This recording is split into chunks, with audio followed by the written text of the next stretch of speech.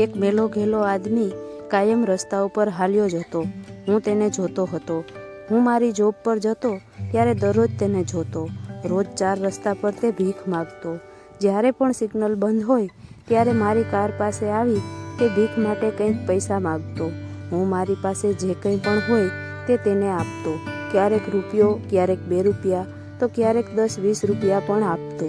ભીખ લીધા બાદ દર વખતે તે ઊંચે આકાશ સામે જોઈ કંઈક બબડતો. હું દરરોજ તેને આ રીતે બોલતા જોતો.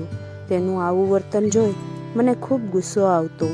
એક દિવસ મેં આ રીતે તેને ભીખમાં 20 રૂપિયા આપ્યા.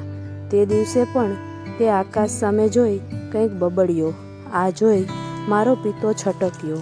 આમ પણ રોજ મને ગુસ્સો તો આવતો જ હતો કે તને ભીખમાં પૈસા હું આપું છું અને મને આશીર્વાદ દેવાની બદલે તું આકાશ સામે જુએ છે, ઊંચે જઈને કંઈક બોલે છે. મારો આભાર માનવો તો દૂર રહ્યો, પણ મારી સામું તો જો. તે દિવસે મને ખૂબ ગુસ્સો આવ્યો. તેથી મેં કહ્યું કે હું દરરોજ તને આ રીતે ભીખમાં પૈસા આપું છું અને તું આમ ઊંચે આકાશમાં જુએ છે. ઊંચે જોઈ ને તું શું બોલે છે એ તો કહે. કેમ કે મારો તો તું આભાર પણ નથી માનતો. તેણે કહ્યું, હું દરરોજ અલ્લાહને પ્રાર્થના કરું છું કે હે પરવરદિગાર, મને જે કોઈ કંઈ આપે છે તેને તું તેનાથી 1000 ગણું આપ. ખરેખર તેની ભાવના જોઈ મારો ગર્વ તે દિવસે સાવ ઓગળી ગયો. માણસ આટલી હદે ભલમનશાહી ધરાવતું હશે એની તો હું કલ્પના પણ ન કરી શક્યો.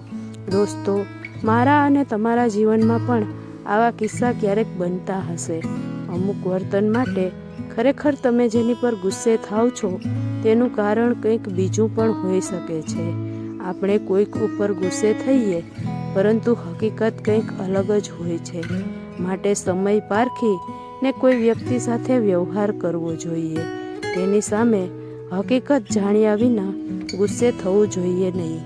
મિત્રો, આ સ્ટોરી તમને કેવી લાગી તે કમેન્ટ કરી જરૂરથી જણાવજો. જો પસંદ આવી હોય તો લાઈક કરજો અને વધુમાં વધુ શેર કરજો. આવા જ અન્ય વિડીયો જોવા માટે આ ચેનલને સબસ્ક્રાઈબ કરજો. ધન્યવાદ.